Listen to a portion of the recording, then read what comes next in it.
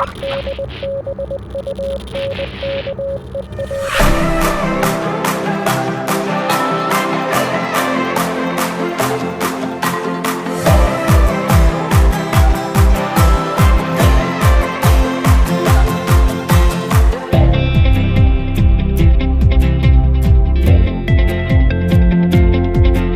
pessoal, eu sou Marina Val, eu tô aqui na Pixar, um dos lugares mais fantásticos do planeta, que fez Toy Story, que fez Os Incríveis, fez Vida, A Vida é uma Festa, e eu tô aqui para saber mais sobre Dois Irmãos, o novo filme deles. Eu assisti um trechinho do filme e eu vou poder agora entrevistar várias pessoas que estavam envolvidas, inclusive o diretor e a produtora, então acompanha aí.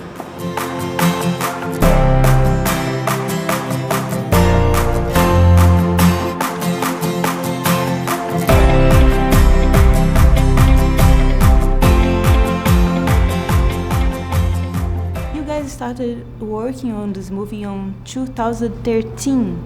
So at that moment, was the movie already greenlit and was going to happen anyway, or was there a chance that it was not going to move forward?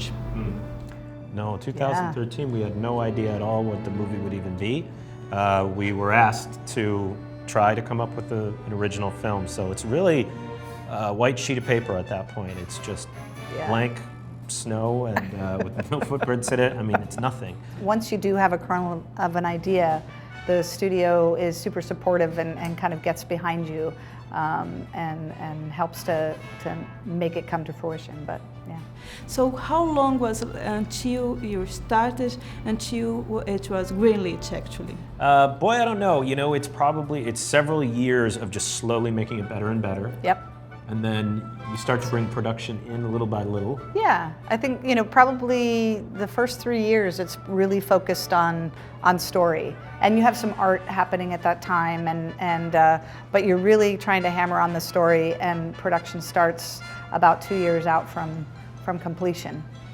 But you're really, we're producing a sequence in the movie, animating it, fully lit and done, when we're still trying to figure out the ending or the beginning. Yes. At times, so that's the terrifying part in this process. But then there's certainly a moment where this is the story we're making and we go. Yep. One of the characters is just a pair of pants.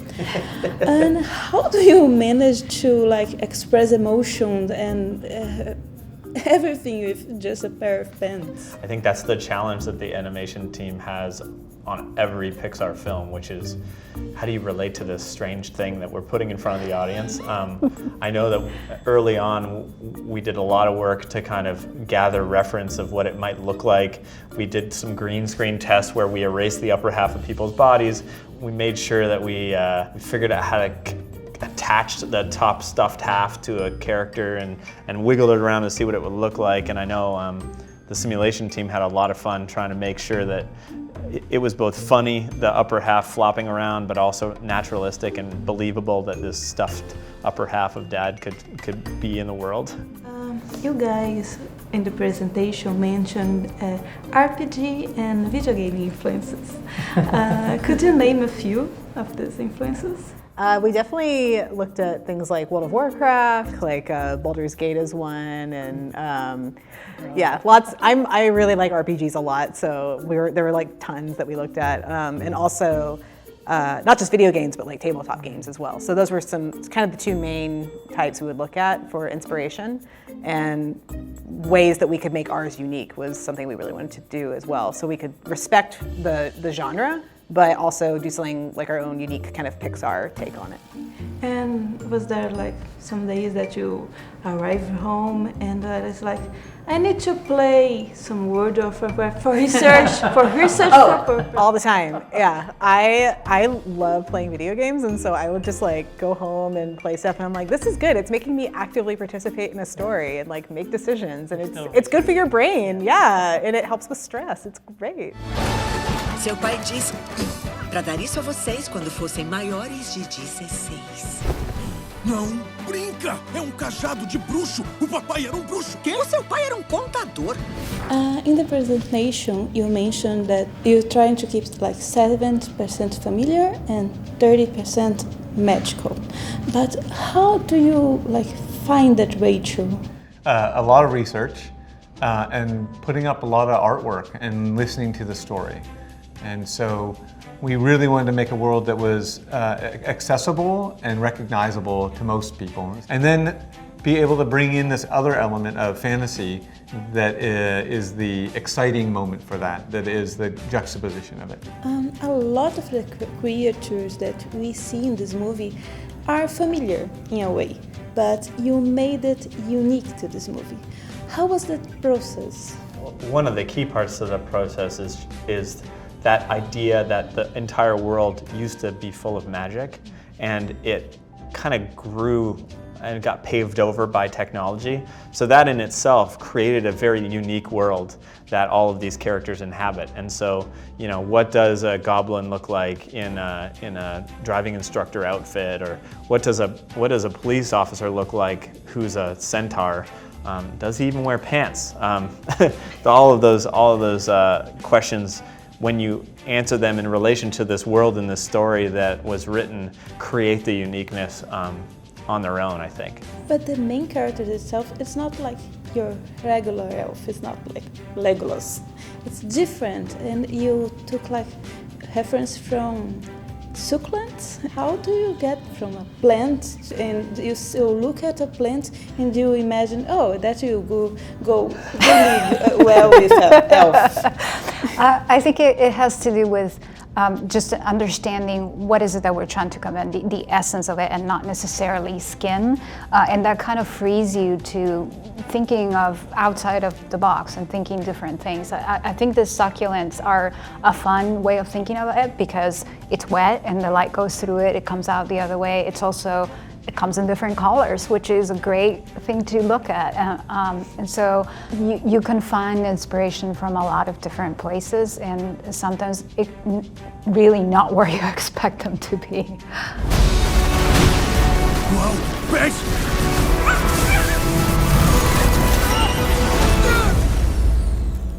Pai? Ah, só pernas! Did it take long to create the spells, or after the first one was done, the visual was established and it was easier to create the others?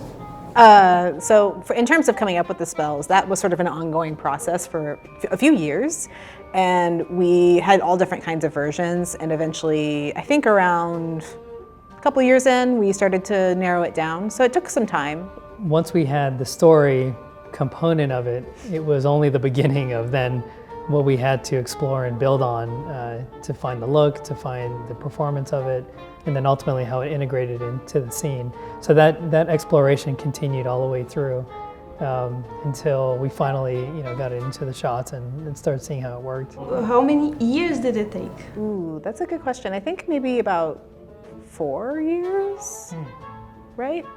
For the spells, maybe even longer, because we had so many versions that we did. And for it being so personal, was there something that was especially hard to cut?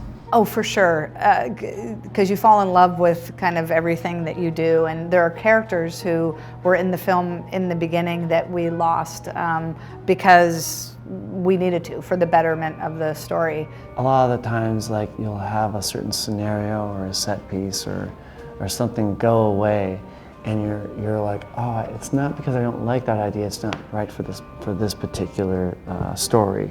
The unicorns were in a lot of different places in the movie, and that was one of those things, every time we cut them out, I was like, we gotta find another place for them. And we eventually did always find another place, and it was always like, when we were cutting it, I'm like, where can I put it, where can I put it? And so it's always a little bittersweet. You know that you're doing the right thing for the film, but there's certain characters and certain moments in the film that I miss. Yeah. We had these talking trees at one point that, you know, like a forest of talking trees. Well, it was now a parking lot with a handful of trees in it, which is really sad, but really funny. And that's something I wish had made its way into the film. That's true. Só temos 24 horas para trazer o resto do papai de volta. Vamos sair numa missão. Tadá! Ah, eu curti. Vamos nessa!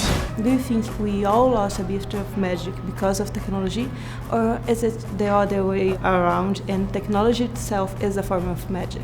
I think it depends on the thing you're talking about, right? I think sometimes technology can be magic. Like, I can talk to my brother across the country whenever I want and see his face. But sometimes, you know, I forget to look up from my phone when I'm having dinner. I think both things are true. One of the things we want to be careful of the movie is we're not trying to say that technology is bad. We're just trying to say that you still need to hold on to doing things the tough way now and then. Don't let convenience rob you from potential is all. Exactly. It's really about a balance. Yeah. I feel it's a little bit the other way. I feel like technology tends to be a convenience thing and magic is the hard work. So a violinist who can play perfectly and beautifully and after years and years of practice, for me that's where the magic comes from, the human spirit. And if you could wish for one thing from this movie to be real, what would it be? Well, I don't know. That is a good question. Maybe sprites would be fun because they could fly around and then we wouldn't have to have drones anymore and with cameras on them. We could just have sprites going around and filming things or whatever it is that drones do, delivering packages and that type of thing. I would wish for a pet dragon because the pet dragon is amazing. Oh, that's a better answer than mine. Yeah, pet dragon. Oh, wow, yeah. Yeah, the levitation spell. I want to float. And just magic in I don't know. general. I It'd be think so cool. I think the visitation spell would be Oh, pretty yeah. cool to bring somebody back. Yeah, that would be amazing. I should have said that one. That's really powerful. Yeah, that's a good one. I think maybe I want the van. At least, yeah, that cool van just for one road trip across the United States. I want a giant phoenix gem. Se você pensar que a ponte tá aí, ela tá aí. Você vai conseguir.